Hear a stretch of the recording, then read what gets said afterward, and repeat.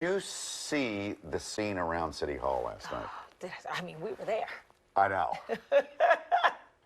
It was quite a celebration on Broad Street. Hi, Steve. So Steve is showing us some of the aftermath this morning. Mm-hmm. Alex, did Mike behave on the SEPTA bus on the way to the Super Box that you guys took?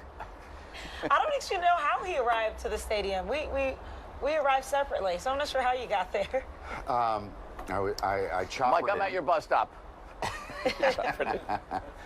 But I did Mike, take the train you got back. out of this bus stop. Yeah, all right. Well, he got out of this bus stop in the nick of time because look at it now. We should be able to see the sunrise this morning where we normally wouldn't. So, Mike, quite a scene. So they're all bouncing up and down on everything like these. They were on a vending newsstand over there. They were on the Ritz-Carlton marquee, which we'll show you coming up.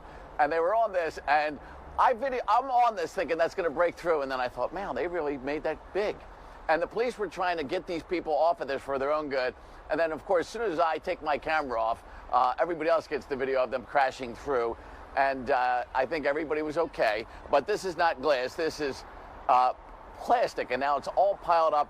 And Aiden, who normally picks up the bus here, he's like, what happened? And I'm explaining it to him. So that was one of the things. Our fans always seem to make a viral video whenever the team does great. And across the street are the lamppost that people climbed. And I noticed, Greg's going to point to the lamppost over here.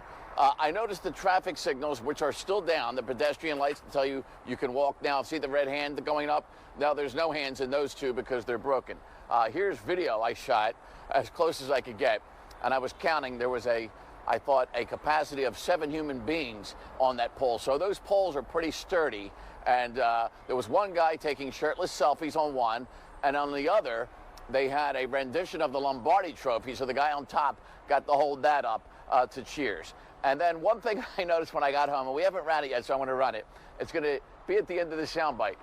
Nick Sirianni's totally adorable daughter, Taylor, kind of imitating him while he's doing the news conference, kind of like the way Chevy Chase used to do it on the old Saturday Night Live. It was a blowout last night, and this is going to be like a one-of-a-kind collector's item for people who collect newspapers or don't collect newspapers, but love the Eagles. I think it's a tough game, but I think we're coming for Andy, you know. I think we got this. It was like 5, 6 at a time over there on these poles. And then I saw somebody down here in front of City Hall literally trying to, like, walk on the pole. Like, you know, they do these acrobatic things, but it just was crazy. It didn't seem like the Crisco Oil did anything with these people. Each game's a little bit different, but it was great to set the tone there and get the lead, right? And get the lead and put them behind. Taylor, stop it. Taylor, stop. All right, so here's something that did not give. It's the Ritz-Carlton marquee, and if we remember the Phillies World Series celebration, that crashed down. And so whoever installed the new Ritz-Carlton marquee did a great job because they were bouncing up and down on that thing, and it held them.